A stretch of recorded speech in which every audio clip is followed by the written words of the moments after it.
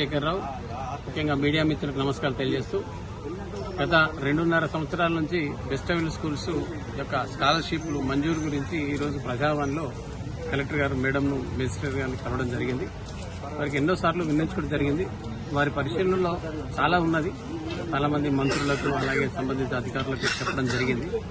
కానీ ఈ 20వ తేదీలోపు అంటే సెప్టెంబర్ 20వ తేదీలోపు కనుక డబ్బులు కనుక చెల్లించని పక్షంలో దసరా సెలవులకు ఇంటికి పంపించిన ఏదైతే పిల్లలకు హాలిడేస్ ఇస్తామో ఇక నెక్స్ట్ హాలిడేస్ తర్వాత తీసుకునే పరిస్థితి లేదు. కారణం ఏంటంటే ఏదైతే గ్రాసరీ కానీ దానికి సంబంధించిన ఇలా వెజిటేబుల్స్ కానీ రైస్ కానీ ఈవెన్ టీచర్ల జీతాలు కానీ బిల్డింగ్ రెంట్స్ కానీ ఎలక్ట్రిసిటీ బిల్లు కానీ ప్రాపర్టీ ట్యాక్స్ కానీ బ్యాంకులు కానీ ఫినాన్షియల్ కానీ అనేక ఇన్స్టాల్మెంట్స్ అంతా కూడా ఏళ్ల తరబడి నుంచి పెండింగ్ ఉండడం వారంతా కూడా పాఠశాలకు వచ్చి ధర్నా రూపకంగా చేస్తూ ఉన్నారు.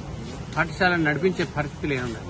కాబట్టి దయచేసి ఇప్పటికైనా సంబంధిత మంత్రివర్యులు ముఖ్యమంత్రి గారు దీనికి సంబంధించిన అధికారులంతా కూడా పిల్లలు పేద పిల్లలు మొదటి తరం యొక్క పిల్లలు ఆ పిల్లల చదువు అనేది ఇలా చాలా దారుణంగా ఉంది. కారణం ఏంటంటే ఒక కార్పొరేట్ ఇన్స్టిట్యూషన్స్ మంచి విద్యను అందించడం కోసం పెట్టిన స్కీము పర్టికులర్గా దళిత హరిజన విద్యార్థులు 26,000 ఉన్న రాష్ట్రం అంతా ఇది కేవలం ఒక 100 కోట్ల బడ్జెట్ మాత్రమే.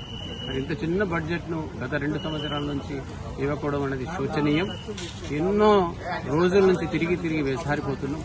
మరి ఈరోజు దసరా వరకు మేము నడిపే పరిస్థితి ఉన్నది. దసరా తర్వాత మా చేతులు లేదు. ఎందుకంటే మేము నడుపుదామన్నా కానీ మా దగ్గర డబ్బు రావట్లేదు. అలాగే ముఖ్యంగా ఎవరు కూడా మమ్మల్ని ఫైనాన్షియల్ బ్యాంకులు నమ్మలేని పరిస్థితి ఉన్నది. ఎందుకంటే డిఫాల్ట్ కింద వచ్చేసినాం, నోటీసులు వచ్చేసినాయి. కాబట్టి మా పరిస్థితి కూడా చాలా అంటే అగమ్యగోచరంగా ఉన్నది. అంటే మేము బ్రతకడం కూడా మేము జీవించే విధానం కూడా దెబ్బతిన్నది.